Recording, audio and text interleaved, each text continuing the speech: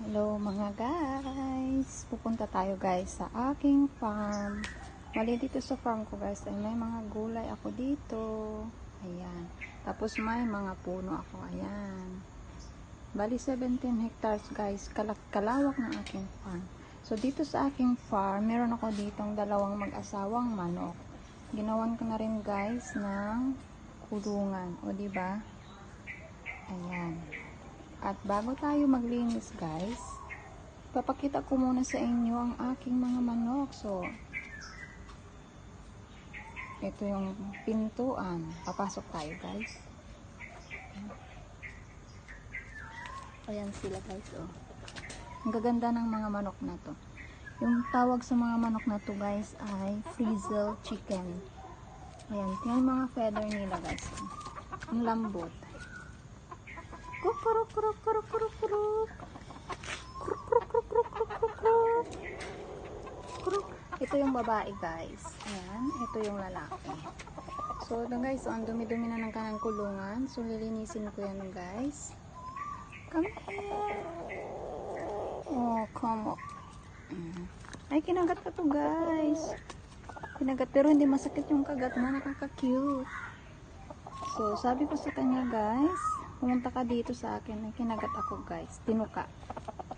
Hello! Ayan guys. At nilagyan ko na rin sila ng itlugan. Ayan guys. So, yung pagkainan nila. Tapos ito yung tubigan. Kailangan kong palitan yan palagi guys. At linisin ang kanilang kulungan. Kasi ayaw ko silang mamaho. Guys. So, maglilinis tayo guys ng ating kulungan. Ayan. Kukuk kukuk. Kukuk. Kukuk kukuk. Uy, hala hala. Bakit kaya nakagaganyan yung manok? Kukuk kukuk kukuk kukuk kukuk. Ang lambot ng kanyang ano guys, oh, yung feather niya. Parang ano, parang feather ng, parang balahibo ng pusa. Ayan guys.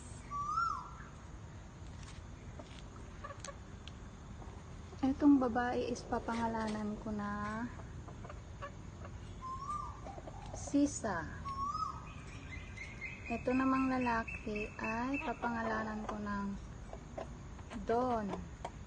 Ayan, si Don Areston. Ito si Doña Sisa. Ayan guys, yung aking mga manok. Ayan, nakain na sila guys. Pakainin ko muna sila, tapos linisan ko yung kanilang kulungan. Kasi ang dami ng iti. Ayan, tuwan-tuwa sila guys. Diba, tuwan-tuwa naman ako at binilan ako ng ganitong alagay. Mas gusto ko to guys, kaysa sa tuko. Ayan.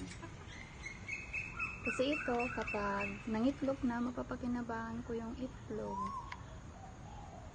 Diba? Tapos pag wala kaming manok, o diba, mayroon na akong kakatayin. Charot.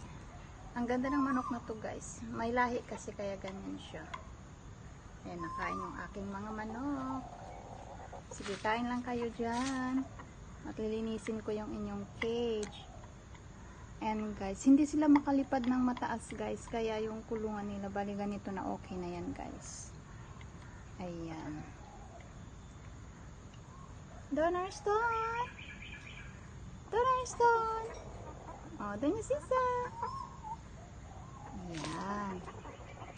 O diba guys, sinong natutuwa sa aking manok? O diba? Kaso yung lalaki masyadong ano, lagi niyang tinutuka yung si Sisa.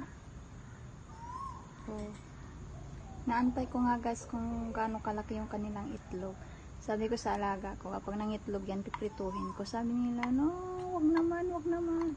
Kaya sabi ko, malay nyo ba, kung itlog na galing dyan yung prinito ko na pinakain sa inyo. Tawa sila guys. So, ayan. O sige na, mga manok, magpapaalam na kayo sa ating mga tagapanood. Ayan. At lilinisan ko na ang inyong kulungan. Paalam. Kukuk kukuk kukuk kukuk kukuk kukuk.